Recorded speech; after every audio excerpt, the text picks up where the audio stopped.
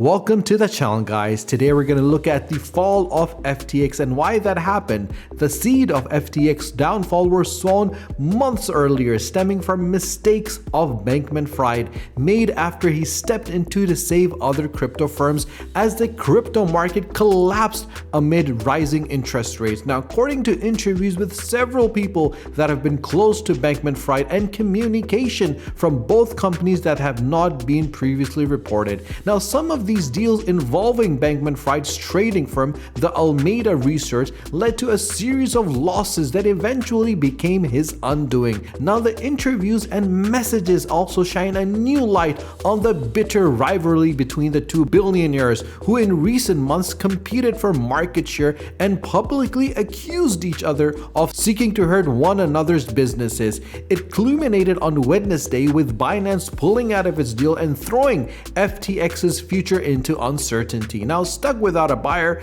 Bankman-Fried has been searching for alternative backers. Now, two people who have been very close to him have said that after Binance pulled out, he actually told FTX staff in a message that Binance had not previously told them of any reservations about the deal, that he was exploring all options. Now, neither Binance nor FTX responded to these requests, and obviously one of the major things over here that Binance earlier said that it decided to pull out of the deal as a result of its own due diligence on FTX and news reports about US investigation into the companies. Now, Zhao's unveiling of the planned takeover capped a stunning reversal of Bankman-Fried. The 30-year-old had set up Bahama-based FTX in 2019 and led it to become one of the largest exchanges, accumulating nearly $17 billion fortune. Now, news of the liquidity crunch at FTX valued in January at $32 billion, with investors including SoftBank and BlackRock. The price of the major coins plummeted, with Bitcoin slumping to its lowest in almost 2 years, heaping further pain on the sector whose values have fallen about 2/3 in this year as central banks tightened credit.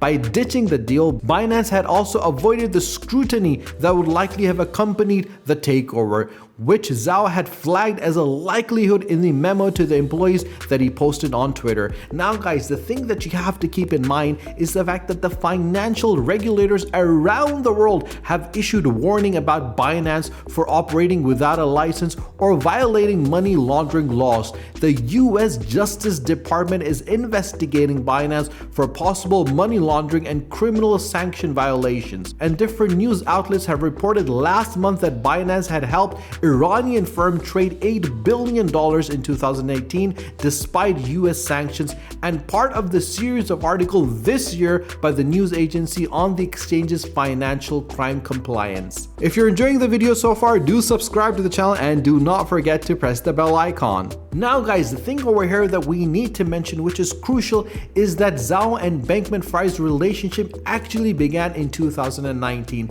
6 months after the FTX's launch. Now, Zhao actually bought 20% of the exchange for about $100 million. A person with direct knowledge of the deal has actually mentioned that at the time, Binance said that the investment was aimed to grow the crypto economy together, but within 18 months, their relationship had soared. Now, FTX had grown rapidly, and Zhao actually viewed it as a genuine competitor with global aspirations. Obviously, according to different and older Binance employees that they have said this. But when FTX in May 2021 applied for a license in Gibraltar for a subsidiary, it had submit information about its major shareholders, but Binance stonewalled FTX's request for help. And according to messages and email between the exchange that have been seen by a number of news outlets. But between May and July, FTX lawyers and advisors wrote to Binance at least 20 times for details on Zhao's sources of wealth, banking relationships, and ownership of Binance. In July 2021, an FTX lawyer actually told Binance's chief financial officer that Binance wasn't engaging with them properly and they risked severely disrupting an important project for them. The Binance legal officer responded to the FTX to say that she was trying to get a response from Zhao's personal assistant, but the requested information was too general and they may not provide everything. But by July of that year,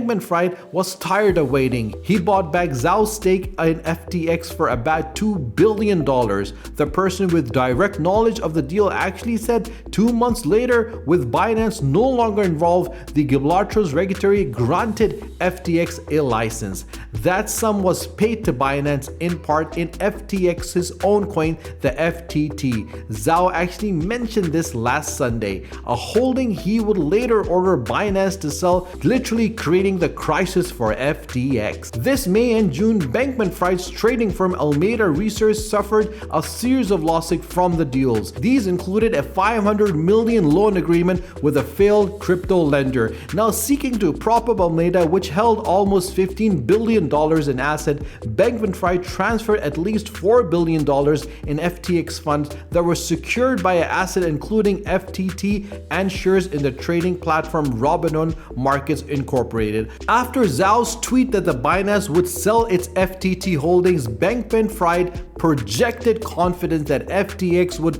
weather its rival's attack. He told staff on Slack that withdrawals were not shockingly way up, but they were able to process the request. "We're chugging along," he said. "Obviously, Binance is trying to go after us, so be it." But by Monday, the situation became dire. Unable to quickly find a backer or sell other liquidity assets short notice, Bankman-Fried contacted Zhao, and according to a person familiar with the call, Zhao later confirmed that Bankman-Fried had actually called him. Now, Bankman-Fried actually signed a non-binding letter of intent for Binance to buy the FTX's non-US assets. This valued FTX at several billion dollars.